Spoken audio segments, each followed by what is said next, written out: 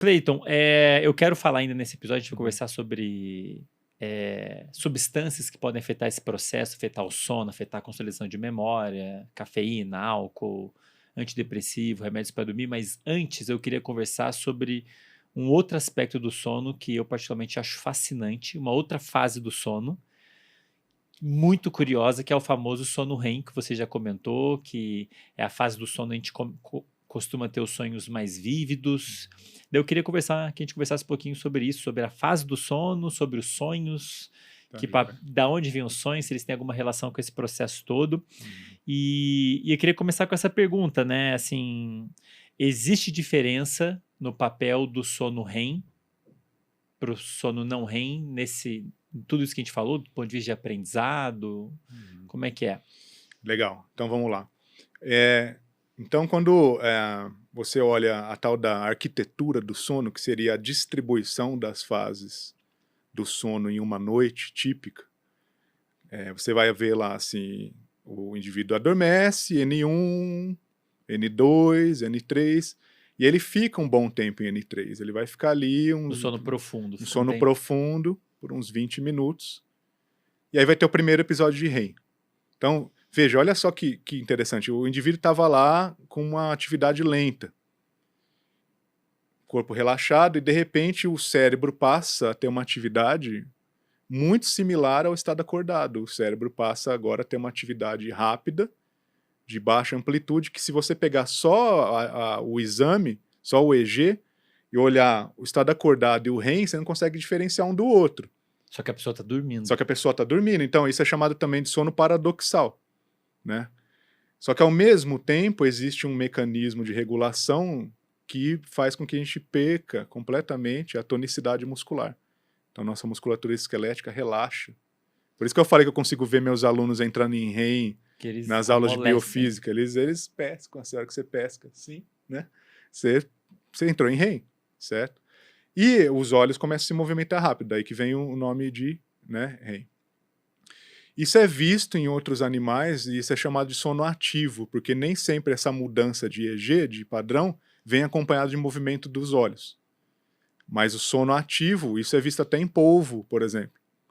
O polvo ele tem um sono mais assim quieto, vamos dizer assim, tranquilo, que inclusive os pigmentos dele ficam pálidos, né? Ele tem aqueles pigmentos cromatóforos, que ele consegue se camuflar, correto? Então quando ele dorme ele fica branquinho, pálido assim.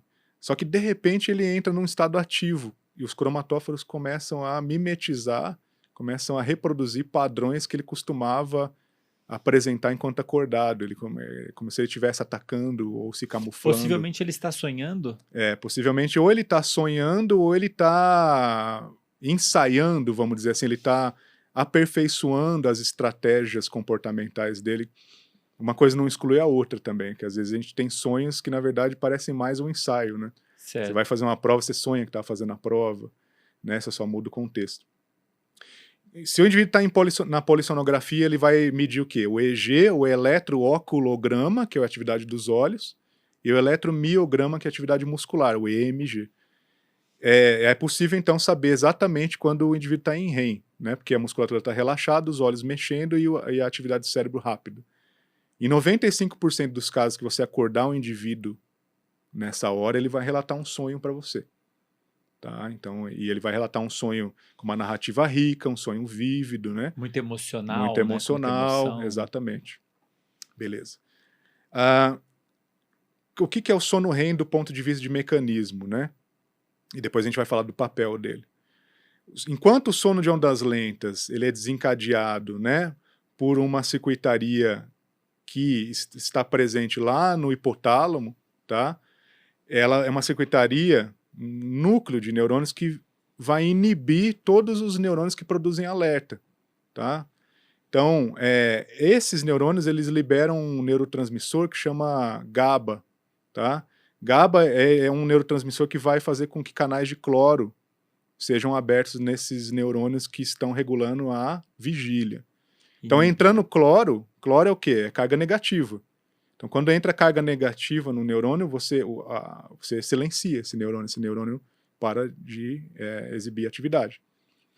Todos os neurônios que regulam nossa vigília, que liberam noradrenalina, estão no SARA, que é o sistema de ativação reticular ascendente, estão no tronco encefálico. E nós temos alguns neurônios que são importantes para a vigília também no hipotálamo, como o núcleo tuberomamilar, que libera histamina. Todo mundo sabe que o antialérgico, o antihistamínico induz sono, correto? Porque está inibindo um sinal químico que gera alerta. Perfeito. Esse conjunto de neurônios, tá, que está no hipotálamo, que chama VLPO, tá, mas isso não importa agora, ele vem de cima para baixo inibindo todos esses neurônios que regulam a vigília. Então ele inibe inibe a liberação de noradrenalina, inibe, que é gerado pelo locus ceruleus, inibe serotonina, inibe acetilcolina, inibe histamina. Tá? Isso no momento que o indivíduo que vai adormecer. Adormece. Então, eu estou querendo diferenciar não-REM de REM. Então, o não-REM ele é uma supressão, Andrei, global de todos os sistemas de neurotransmissão que garantem a nossa vigília. Certo. Faz sentido, né? Faz sentido.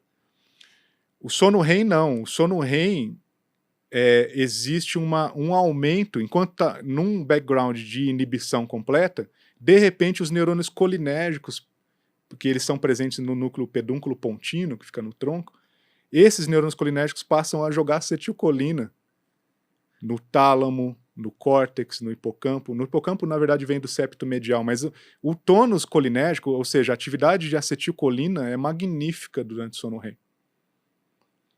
A acetilcolina é importantíssima para a memória.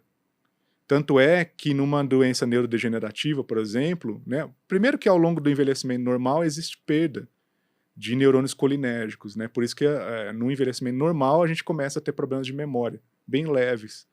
Mas no Alzheimer, por exemplo, existe uma perda massiva desses neurônios colinérgicos, né, e aí a acetilcolina ela facilita a plasticidade sináptica.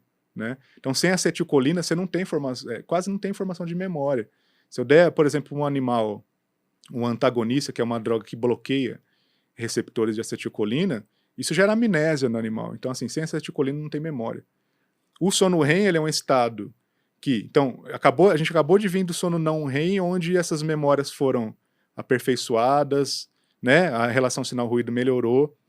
E agora, no sono REM, de repente, você tem esse boom de acetilcolina no cérebro. Eu acho isso fascinante. Isso é fascinante.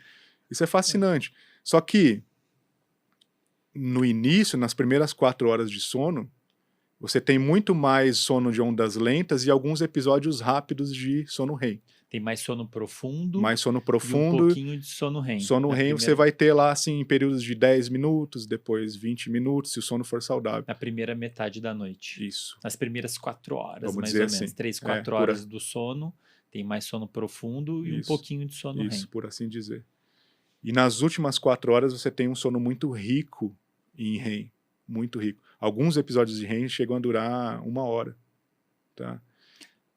1 hora? Você tem 40, Caramba. 60 minutos. Livro tá? nenhum mostra isso. Exato. 1 hora. Direto. Direto. Vai variar entre 40 e 60 minutos. Tá?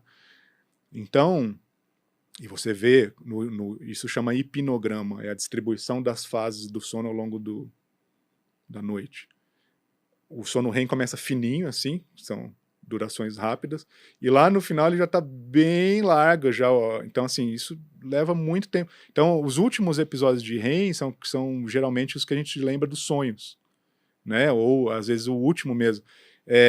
Eles duram muito tempo. Então, você imagina, esse cérebro, ele fica ciclando entre estados de baixa atividade modulatória, a gente chama isso de neurônios moduladores, né?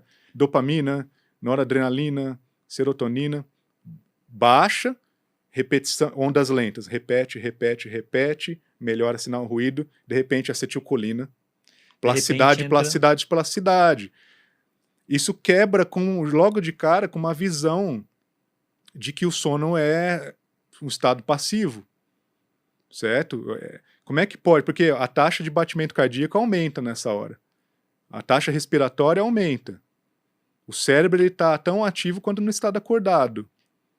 Você tem uma série de eventos de plasticidade sináptica acontecendo decorrentes dessa acetilcolina. Parece que tem alguma coisa de dopamina também. Já ouvi o professor Siddhartha comentando. O professor Siddhartha Ribeiro mostrando, né, a importância do sistema dopaminérgico também para sono REM. né? E aí, reexpressão de genes importantes para a plasticidade, o professor Siddhartha Ribeiro mostrando reexpressão do ZIF268, que é um fator de transcrição que está lá no núcleo da célula, que vai reger, vamos dizer assim, a transcrição de milhares de outros genes importantes para a plasticidade sináptica. Essa reexpressão ela acontece especificamente durante REM. Durante o REM. Durante REM. Expressão de genes Isso, relacionados a esse plasticidade processo sináptica. de modificação do cérebro. Isso. Que seria o aprendizado, parte do aprendizado. Se você cortar o cérebro do animal, assim, né? Claro, com todos os princípios éticos, o animal vai ser anestesiado, né? E tal. E aí você vai fazer uma histologia, uma histoquímica. Onde brilhar ali tiver ZIF, você pode entender que ali tem um traço de memória, entendeu? Pelo menos seria uma evidência que ali seria um traço de memória. O que ele viu que após vários ciclos de sono REM, ele introduziu, entre aspas, uma memória no hipocampo usando estimulação elétrica. Ele induziu LTP, potenciação de longa duração. Depois de vários ciclos de REM, esse ZIF não estava mais no hipocampo, já estava no córtex. Então, ele acha, e vários outros pesquisadores, eu acho também, mas a gente precisa testar mais, que o sono REM é importante também para essa corticalização das memórias, para esse envio. Transferência de informação do pendrive para o HD. Eu estou tentando... Manda brasa. Essa transferência do pendrive para os HDs, né? Isso. Certo. Certo. Então, o sono REM, ele tem essa particularidade da atividade rápida, da acetilcolina alta e da plasticidade alta. Qual seria a função, então? Uma das hipóteses é que, enquanto a memória, essa reverberação durante não REM, vai reforçar as memórias previamente adquiridas, o REM vai enriquecer esse traço de memória, gerando mais associações. Por isso que às vezes, que nem... Caramba! Eu sonhei esses dias que eu estava... em 2011 eu visitei o laboratório do Richard Morris, lá em Edimburgo. Só que eu sonhei esses dias que eu estava em Edimburgo, mas o professor não era o Richard Morris, era o Gilberto Fisoni, que é do Instituto Karolinska, que eu colaboro também lá da Suécia. E tava lá outros amigos da FMG e tal. E na verdade o laboratório dele era tipo um mercado central, assim, tinha uns era uma queijo, mistura de memórias. Tinha queijo, linguiça lá. Eu falei, cara, o laboratório do Morris virou uma bagunça. Virou um mercadão aqui. Então, assim, por quê? Por que nosso cérebro faz isso? Por que ele pega e enriquece os traços de memória? Isso deve ter um papel, certo? Porque isso talvez seja um propulsor aí de criatividade. Tem vários casos aí, a descoberta da tabela periódica do Mendeleev foi depois de um sonho. A própria descoberta da acetilcolina pelo Otto Loewi foi depois de um sonho. Legal. Ele estava sob efeito de acetilcolina e ele teve um sonho que levou à descoberta da acetilcolina. O que eu acho curioso, Cleiton, eu particularmente acho muito curioso o sono REM, porque nós estamos falando de um estágio do sono, a pessoa está inconsciente. Sim. Mas pelo menos algumas regiões do cérebro estão ativas como se ele estivesse acordado. Você tem um sinal químico envolvido com foco e aprendizado com seus níveis aumentados, como é o caso da acetilcolina. Sim. E ao mesmo tempo você tem um padrão de atividade que pode estar favorecendo uma mistura de memórias, de informações que quando você está acordado você talvez não misturaria. Talvez como se fosse um laboratório experimental de memórias que, por sua vez, pode estar favorecendo a pessoa a ter insights.